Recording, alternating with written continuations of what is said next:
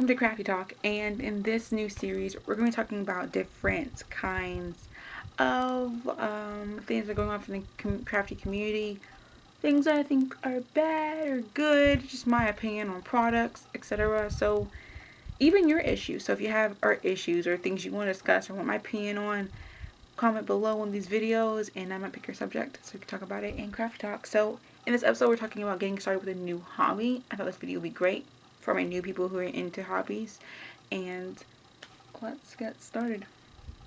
And starting a new hobby is great, but a lot of times the videos I see personally, for a person who's been doing it for a long time, you know things that other people who just started don't know, like what's optional, what's not optional, how long should you doing this, how long you should wait to get that. But people who just started might know that, and to see to see a person who's been scrapbooking for like 15 years and their stash and what they have, it gets overwhelming. So I want to sit here and talk to you guys real quick about my tips for starting your hobby. Now, I'm not going to talk about every hobby, in particular, and then like tell you guys a list of things you should buy. If you have a particular hobby that you want my question, you want to ask me like what you need, basic supplies. If I would do it, I'll help you. If I don't, I'll link you to somewhere else who I think can help you that I might watch. So let's get started. First tip is to do your research. This is very important. I research crazy. I'm a research crazy girl person. That's just who I am. So when I start new things, I do research them really heavily. When I first started doing scrapbooking, I researched it really hard. I was really, really, really into it. I can't tell you how much videos I watched just to see what people were doing, how they did it, everything, and I went like crazy trying to find out. I watched every video that had like cool people talking, and I was like, oh my gosh, that's cool, that's cool. I did my research, so I knew like what I was getting into, which is very important. You want to know what you're getting into and what you might be doing, something so much that, depending on the hobby, because some things are different. So I think I really, really need to tell you about research. Second tip is to understand what is necessity in a hobby and what is a optional thing. Now, some people are going to tell you this is a necessity in a hobby when it really isn't. So talk to people, comment below and ask people on the internet, hey, what do you consider a necessity in a hobby that you're thinking of getting into? So I'll give you an example. Some people might say, can't reach you guys. Okay, so, okay. Alright, so I have an ATG gun, right? Bam. This is not a necessity in scrapbooking, but it's an added bonus. It helps you scrapbook more pages in one sitting without having to replace your glue dispenser as much. So it's a really good added bonus, but it's a $45 expense. If you bought retail value, which don't do that. And no, I didn't spend that much money. That's too much money for this thing. But that's a big jump and leap for a person who just started. So yeah, this is optional, but you do need glue. So look for glue. But this is not, like, I would never just mind, oh yeah, you need to get an ATG gun, like, when you first start. You don't. I had a small one. That's what I used. I don't know where it is. It's garbage now to me. But do your due diligence with that. Second thing is like this. Some people will tell you that a paper trimmer is necessity in scrapbooking. I don't consider it a necessity because, to be honest, this is gonna be kind of expensive. This thing can be anywhere between, I think it's like, depends where you go though. I'm gonna say it depends where you go. These like cheap ones are like 15, but they can go expensive. But I would tell people, well, yeah, when you first start scrapbooking, get a paper trimmer. Because no, you can literally do this with some scissors and a ruler, and you'll be fine. So I don't consider that as a necessity, more as an extra thing. Yeah, it helps you cut paper faster in a straight line. You can get certain sizes. You don't have to use a ruler and scissors.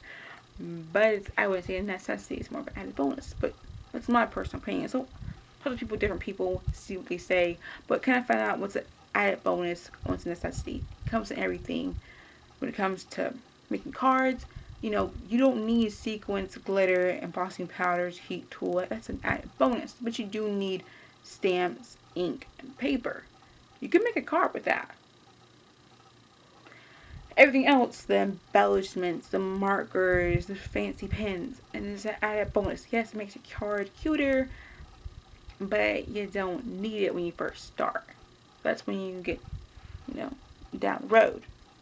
So understand that when you first start your crafting adventures. Next, and my last tip for this video is going to be understanding, oh, not last tip, it's my fourth tip, sorry. Understanding your financial situation. Like, don't feel like you have to have this and that because Susie B has this and that, and I hope there's nobody out there named Susie B. I just made the name up. Because Susie B has it and Susie B loves it. Understand that you and Susie B are different, and so don't feel you're obligated to have everything that Susie B has because Susie B says it's great and Susie B makes amazing cards or Susie B makes amazing scrapbook layouts. Um, you don't feel like that. Understand that we're all different. I can't. Some crafters can go on Etsy and spend $50 on a shopping spree. I personally don't want to, nor am I going to. That's personally my thing. I can't. I don't want to. I got other things to do. So understand that when it comes down to that. Understand your financial position versus anybody else's financial position when it comes to things.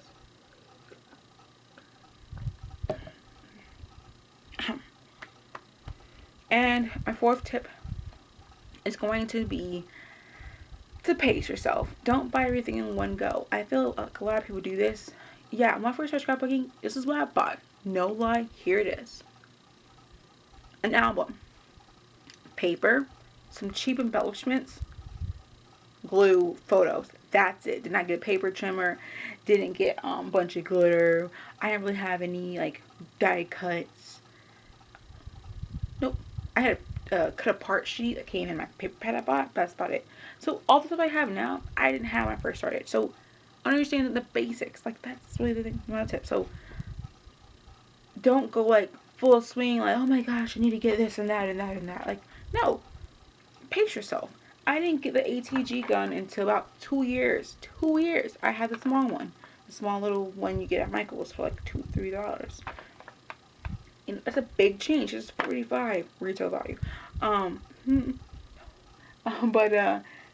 that thing was $3. Of course I bought it. I had it before I started scrapbooking. But didn't jump into this thing. First 3 months I started scrapbooking, I bought a paper trimmer and I bought this and I bought all the embellishments I needed. And like no. Pace it myself so I could see if I wanted this, so I don't leave the hobby with the same stash that somebody else who's been doing this for 15 years who just left has. Like that's when I feel like it's kind of like crazy. Like why you have that much. I think it's kind of funny but kind of crazy at the same time because you spent all this money and time and energy on all the stuff that you realize you don't want or you don't want to do that hobby anymore, but then you waste all your time and money which you really can't get back. I just feel kind of sad for the person because I feel kind of bad for you and sad because that's just not how you want to go. It makes crafting stressful and, not what it's supposed to be. It's supposed to be relaxing and fun. So that's my big thing is, pace yourself. If you go into art journaling, I don't know the cheap way, but, I got a book, paint, brushes. That's all I had in magazines. That's it. I didn't have spray inks for a while. I made my own. And then I didn't get a dauber or nothing. I made my own daubers. So just pace yourself when it comes down to crafting. I don't want you guys to jump into something and then realize, oh no, this is not for me. I don't want to do this. I hate this. And then, well, oops, it's too late. You're already doing it. I don't want people to do that. So really pace yourself when it comes down to this. Now, I just pace myself for a lot of reasons because one, I couldn't afford to go any faster, and two, I was content with what I had, So, and the reason to say pace yourself because people get like a bunch of crappy, like people get a bunch of stuff like, oh my gosh, I just bought a lot of alcohol inks. Like these are my homemade ones if you're wondering. They be killing me, but this thing be leaking and stuff.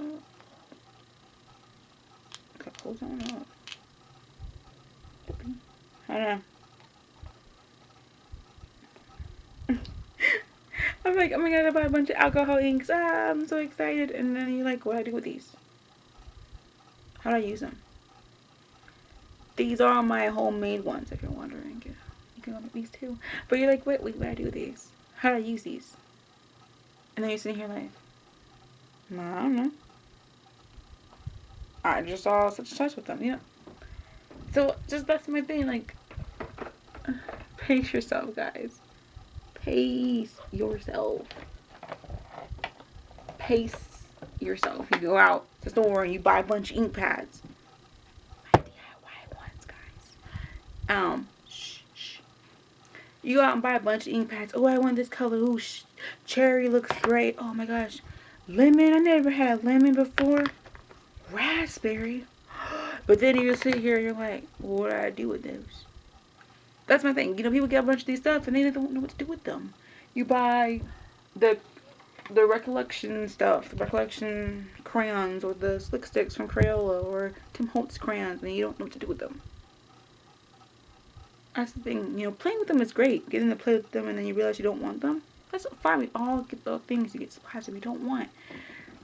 But you play with them. I don't want to discourage you from playing with it. But I don't want you to get a bunch of stuff and overwhelm yourself and never have a chance to play with it. Like, I don't want to buy this and then go out and buy like 10 other things and then, oh, never had a chance to play with this and then I never had a chance to play with that because I'm overwhelming myself with so much option. I don't know what to do because I've never played with them before, so I don't know. Everything in my stash, I find a chance to, when I first get it, or when I, sometimes down the road when I get it, I play with it. I see how I like it. So I don't understand if I want to play with it more. So, it's just my thing. Pace yourself, guys. Really. Pace yourself. And next tip is, it's okay if you leave this hobby. It's okay. It's fine. Don't feel upset if you leave. It's okay if you leave. It's okay. Don't feel like you have to stay here because you bought all the supplies. Now, if you bought all the supplies and you didn't listen to my tips, whose fault is that? But if you listen to my tips and you buy a couple supplies and you think this is not for you, it's okay. Sell your supplies to somebody else. Give them to somebody else, whatever. And then move on to something else. Don't, beat yourself up for it. To be honest, I've never left my hobbies.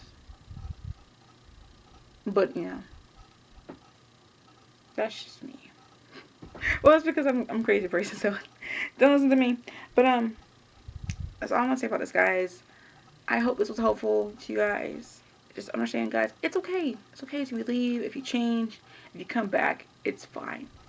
Do what makes you happy. And if you're not starting a new hobby and you want to try something different, great. Just pace yourself.